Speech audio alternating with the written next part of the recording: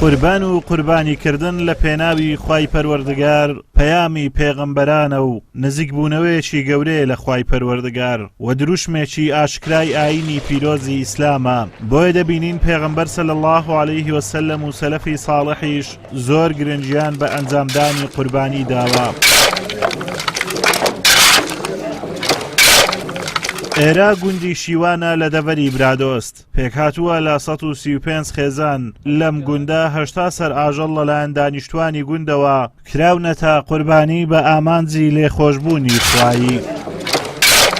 دوای کوشتنەوەی ئاژەڵەکانیان لە ماڵەوە دانیشتوانی گوند لە یەک شوێن هەموو گۆشتەکە کۆ دەکەنەوە و دواتر بەسەر دانیشتوانی گوند دابەشی دەکەن.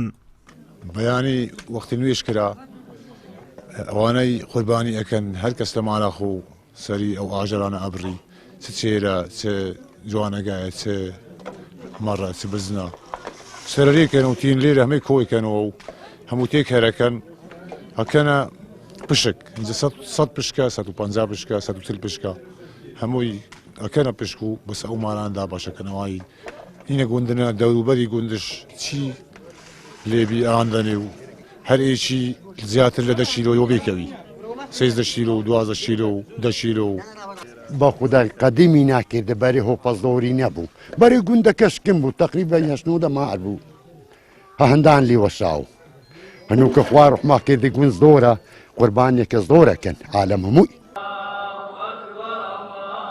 قوربانیکردن لە دوای ئەنجامدانی نوێژی جەژن لەلایەن موسڵمانانەوە دەست پێ دەکات و تا چوارەم ڕۆژی جەژنی قوربان موسڵمانان قوربانیکردن لە پێناوی خوای گەورە ئەنجام دەدەن. پێغەمبەر درود و سەلامی خوای لەسەر بێ فەرمانی کردووە بە ئەنجامدانی قوربانی، ئەمەش لە پێناوی زیندووکردنەوەی یادەوەری قوربانیەکەی ئیبراهیم پێغەمبەر سەلامی خوای لێبێت و بەدەستخستنی پاداشتی قوربانی لەلایەک و دڵخۆشکردنی کەس و کار و منداڵ و خێزان و دراوسێ و هەژاران لەلایەکی دیکەوە.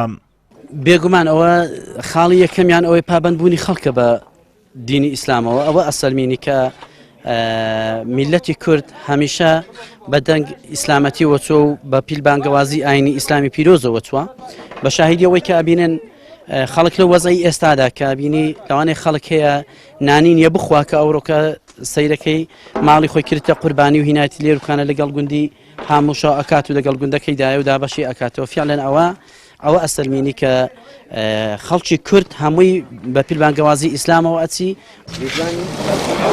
گەرموگوڕی خەڵکی کوردستان بە گوندنشین و شارنشینەوە بۆ سونەتی قوربانی دەرخەری ئەو ڕاستیەیە کە هەمیشە گەلی کورد لەگەڵ ڕێنمایی و ڕێساکانی ئاینی پیرۆزی ئیسلام ئاوێتەیە و لەگەڵ هاتنی بۆنە ئیسلامیەکان دروشمە ئاینیەکان زیندوو بەرز ڕادەگرن.